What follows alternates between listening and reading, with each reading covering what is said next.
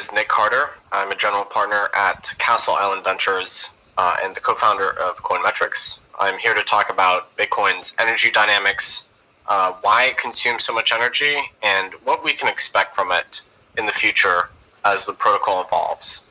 This is a very contentious topic, and I think when the facts are considered, it's demystified. We can become much more comfortable with its energy usage. So that's what I'm going to talk about today. So the first thing, a key premise for this entire discussion is that Bitcoin has a claim on some of the Earth's resources.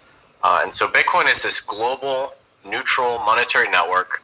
It provides the settlement of value in an apolitical sense without regard for who is using the network. And it transacts tens of billions of dollars a day and stores the wealth of hundreds and hundreds of billions of dollars. And it's used by, we don't know exactly, but 50 to 100 million people worldwide. And so it provides a genuine utility to tens of millions of people. And so this is a key premise for understanding and conceptualizing any of the energy dynamics, because you have to acknowledge the validity of this network to reason about the costs. If you reject the utility of this network, then no cost, no energy outlay is going to be worth it.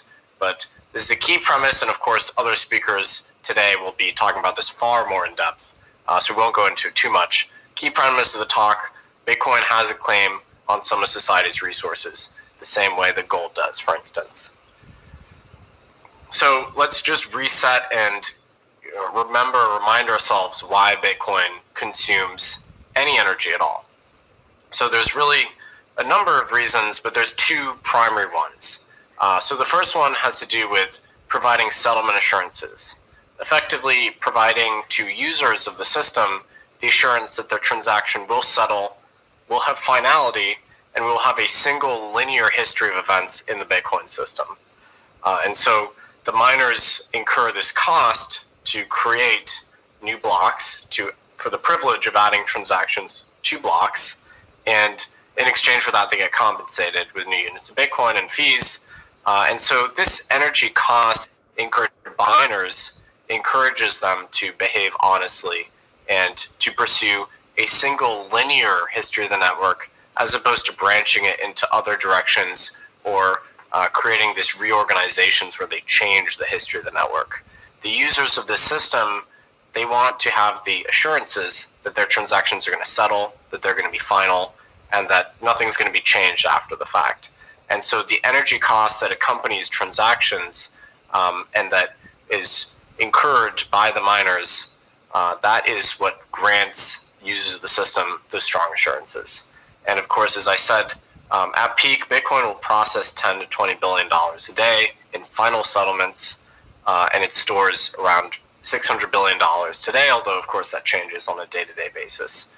So it's providing a genuine monetary transactional utility in a way that's quite distinct from other transactional systems. Additionally, and this is often overlooked, Bitcoin mining is a system of distributing the new units of Bitcoin to the world at large. And so when Satoshi devised Bitcoin in 2008 and then created it in 2009, Satoshi had this conundrum: how am I going to actually distribute the units of this commodity to the world at large?